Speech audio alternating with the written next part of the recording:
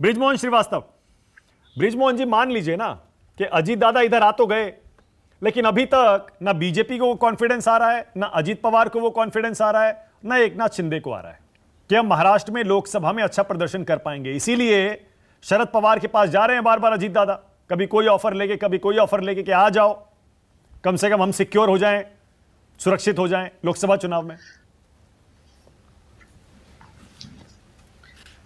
मानक भाई, आपके इस प्रश्न का जवाब तो मैं दूंगा ही, लेकिन इसके पहले दो तीन मुद्दे और सामने आए। भाई सापरा जी का कहना यह था कि पिछले 1.5 साल से चुनाव नहीं हुए, तो उनको भी इस बात पे बेहतर तरीके से मालूम है कि बहुत सारी रिट सुप्रीम कोर्ट और हाई कोर्ट पे लगी, जिसके कारण चुनाव नहीं हो पा रहे।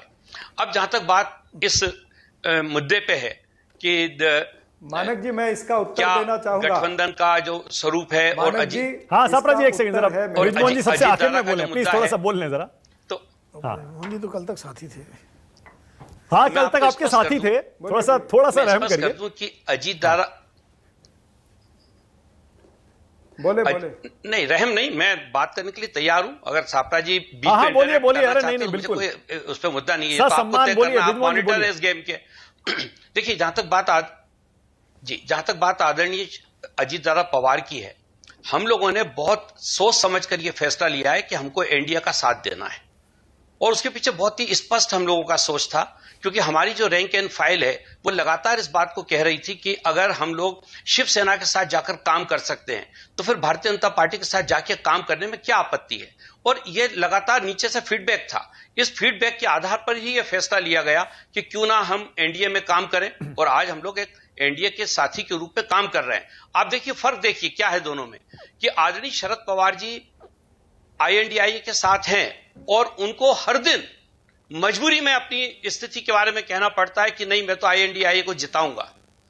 ये चरित्र है आईएनडीआई का, कि वो अपने ही इतने वरिष्ठ नेता के ऊपर जो खुल के इस बात को कह चुके हैं, उन पर लगातार इस प्रकार के प्रश्न उठा रहे हैं।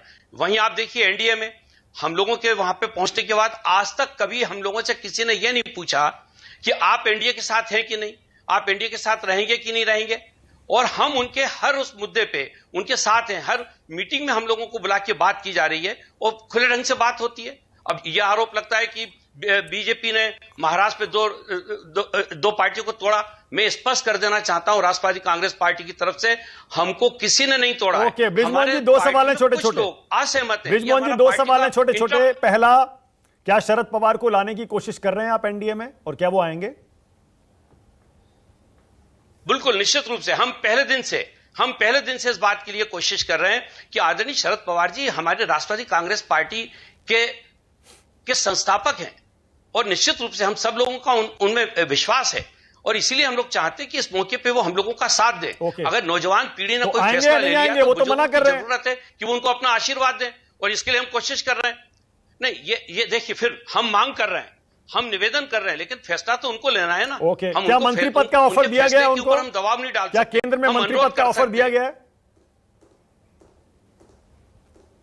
देखिए, ये बात बहुत, अगर ऐसा हुआ भी होगा तो बहुत उच्च स्तर के फैसले हैं, इसकी जानकारी फिलहाल मेरे पास नहीं है। ठीक है, एक सवाल और, अगर पवार साहब नहीं आए, स्पष्ट बात है, अगर पवार साहब नहीं आए एनडीए में बृजमोहन जी, तो लोकसभा चुनाव में क्या होगा?